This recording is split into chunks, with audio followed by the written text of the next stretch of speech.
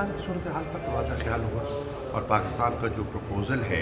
कि जो हम अफ़गानिस्तान के हमसाए हैं, हमें मिल बैठकर कोशिश करनी चाहिए कि वहाँ अमन हो, वहाँ इस्तेहकाम हो और हमें मिल बैठकर सोचना चाहिए कि मुस्तक़बिल का बेहतरीन रास्ता क्या है। अगर वहाँ अमन होता है, इस्तेहकाम होता है, तो उसके फ़वाइद हमारे ख़ित्ते को क्या होंगे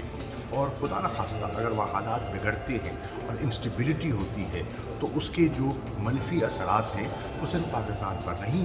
जितने हमसाए हैं, वो उससे 2-4 होंगे। उस पर भी तबादला ख़्याल हुआ और हमने